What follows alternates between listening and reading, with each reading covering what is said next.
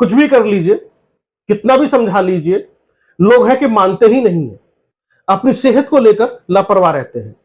पिछले लगभग 6-7 महीने से हम लगातार अपने शो में बात कर रहे हैं healthy life with doctor Brajpal Tyagi में।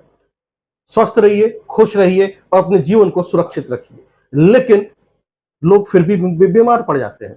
वहीं दूसरी तरफ सरकार है कि मानती ही नहीं है, सुनती ही नहीं है, लोगों को सचेत ही नहीं करती है। लोग फिर भी बीमार पड़ते हैं और जब डॉक्टर ब्रजपाल त्यागी कहते हैं कि मेरे पास ब्लैक फंगस के मरीज आ रहे हैं, तो सरकारी अमला जमला कहता कहां है, हमारे पास तो नहीं पहुंचे। तो डॉक्टर बीपी त्यागी उनको आंकड़े भी दिखाते हैं। हमने पहले भी कुछ शोज किए हैं डॉक्टर साहब आपके साथ ब्लैक फंगस के ऊपर। एक बार फिर ब्लैक फंगस है, मुझे कहना पड़ रहा है फिल्म स्टाइल में, ब्लैक फंगस जिंदा है जैसे कि टाइगर जिंदा है। जी जी। तो ये किस तरह से आपके पास पेशेंट आ रहे हैं और डॉक्टर साहब पहला रिएक्शन क्या है, क्यों है? पहला रिएक्शन ये है कि जो सेकंड वेव के बाद ब्लैक फंगस आया था, ये अभी कोविड की 4th वेव चल रही है। एडमिनिस्ट्रेशन इसमें सब इंस्ट्रक्शंस दे चुका था कि हमें मास्क लगाना है, सोशल डिस्टेंस मेंटेन करनी है। सेंट्रल गवर्नमेंट से भी इंस्ट्रक्शंस आ चुके थे, लेकिन उसके बावजूद इलेक्शन जो कि बहुत जरूरी था, जहां कुछ दिखाई नहीं दिया, कोई मास्क नहीं है, कोई सोशल डिस्टेंस नहीं है, कुछ भी नहीं है कि कोई कोविड प्रोटोकॉल को फॉलो कर रहा हो।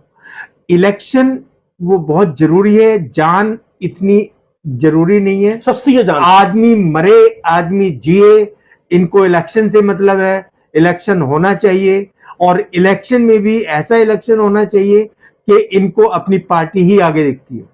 यानी आप ये कहना चाह रहे हैं इलेक्शन होना चाहिए, सत्ता बनी रहनी चाहिए, राजनीति चलती रहनी चाहिए, चाहे आदमी मरे या आदमी जिए। सेम ये देखने को मिला अभी इलेक्शन में। कोई प्रोटोकॉल ना तो किसी ने स्टेट गवर्नमेंट का फॉलो किया, ना सेंट्रल गवर्नमेंट का फॉलो किया और ना जिले का फॉलो किया। सब ने मास्क नहीं पहने, सोशल डिस्टेंस मेंटेन नहीं की, जनसभाएं होती रही, नतीजे आने शुरू हो गए हैं। नतीजे किस सेंस में? मेरे पास कल एक 32 साल का लड़का ब्लैक फंगस लेकर आया, उसकी दाईं आंख फूली हुई थी, उसमें विजन नहीं था और यहाँ साइनस में काला फंगस भरा हुआ था। मेरे पास कॉल आती है, कल संडे का दिन था, कि अगर इसको ऑपरेशन नहीं किया गया तो इसकी आंख नहीं बचेगी। इमीडिएटली मैं आके उसको ऑपरेट करता हूँ, उसकी आंख को बचाता हूँ, उसकी आंख में विजन है। लेकिन सवाल वही उठता है कि अगर हम सारी सावधानी को ताक पे रखेंगे तो क्या ये 32 साल के लड़के या जो अभी और कुछ हम देखने जा रहे हैं आने वाले टाइम में, अभी इलेक्शन के रिजल्ट आके हटे नहीं है, ये रिजल्ट आने शुरू हो गए। जो देखने जा रहे हैं वो ये है कि काले फंगस भी आएंगे, पीला फंगस भी आएगा और कोविड की कॉम्प्लिकेशंस भी आएंगी, सब कुछ आएगा, सब देखेंगे। लेकिन जो आंकड़े बताए जाएंगे, जैसे मैंने सीएमओ ऑफिस को जो आंकड़ा बताया, उस पे ये बोला गया है कि डॉक्टर बीपी त्यागी तो बकते रहते हैं। मेरे पास पेशेंट दिल्ली से रिपोर्ट आ रही थी, वहां पे आंकड़े आ रहे थे लगातार। मेरे पास पेशेंट एडमिट है, उसका नाम प्रदीप है, 206 में यहाँ एडमिट है, आइसोलेट करके रखा है, 2 बार ऑपरेशन हो चुके हैं, इंजेक्शन एम्फोटेरिसिन बी चल रहा है, जो कि एक इंजेक्शन 6000 का आता है, दिन में 5 इंजेक्शन लगने हैं, 50,000 पर डे मरीज खर्च कर रहा है। तो मरीज खर्च करे, अपनी जमीन बेके, अपना मकान बेके, एडमिनिस्ट्रेशन को या जो राजनीतिज्ञ हैं उनको क्या मतलब? ये तो सत्ता बनी रहनी चाहिए, राजनीति चलती रहनी चाहिए, चाहे उसके लिए कोई भी कुर्बानी क्यों ना देनी पड़े। आम जनता चाहे कितनी बीमार पड़ जाए या उसको कितना भी आर्थिक नुकसान हो या फिर जान का नुकसान क्यों ना हो जाए। डॉक्टर साहब, जिस तरीके से ये सब कुछ बताया जाता रहा, दिल्ली से भी आंकड़े आते रहे, सब कुछ मैं सुबह से देख रहा हूँ आपके यहाँ, कई बार मैं आया, मैंने देखा, अभी 2-3 घंटे बैठा, मैंने भी देखा, इतने सारे पेशेंट आ रहे हैं। 4th वेव का आप जिक्र कर रहे हैं, किसी को सर्दी खांसी जुकाम हुआ, किसी को बुखार हुआ, किसी को अचानक से सांस में दिक्कत हुई, या किसी को कुछ ब्रेन में प्रॉब्लम हो रही है, किसी सिर में प्रॉब्लम हो रही है। ये इस तरह के सिम्टम्स हैं, ये क्या इसी सब के हैं? इसी सब के। एक पेशेंट ऐसा अभी आया था जो ये कह रहा था कि मैं जो काम कर रही हूँ, मुझे यही नहीं पता मैं क्या कर रही हूँ। हाँ, इसको बोलते हैं एमनेजिया। एमनेजिया भी इसी का, इसलिए मैंने उनका कोविड एंटीजन कराया और एंटीबॉडी कराया कि ये कोविड का इफेक्ट हो सकता है। तो ये सब जितने भी आपने मेरी ओपीडी में देखा वो सब उससे संबंधित चीज है। और जो ये अभी ब्लैक फंगस आ रहा है ये भी उससे संबंधित चीज है। तो ये सब चीजें अब क्योंकि इलेक्शन हुए हैं पूरे उत्तर प्रदेश में और खूब भीड़ रही है, खूब सभाएं हुई हैं, कोई प्रोटोकॉल फॉलो नहीं किया गया है, तो ये आंकड़े अब आने बाकी हैं। जी देखिए, जिंदगी आपकी है और जिंदा आपको रहना है। सरकारें तो आती और जाती रहेंगी, सत्ता परिवर्तन होता रहेगा, चलता रहेगा।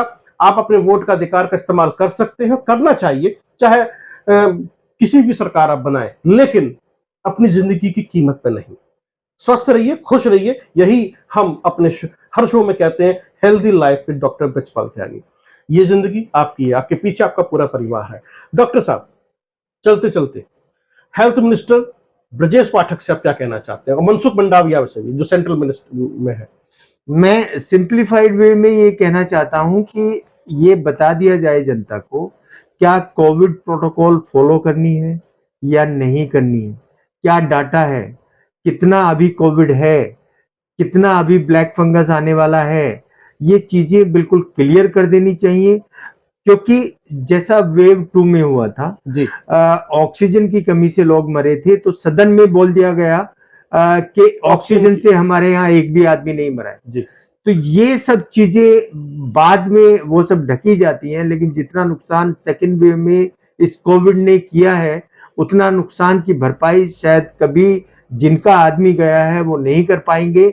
सदन में उठ के सिर्फ एक बात कहना कि यहाँ कोविड में ऑक्सीजन की वजह से एक भी आदमी नहीं मरा है, ये स्टेटमेंट ही ये बताता है कि हमारी जो कार्य प्रणाली है वो उस पर जंग लग चुका है, कार्य प्रणाली पर जंग लग चुका है, लाइफस्टाइल भी बदलने की बहुत जरूरत है।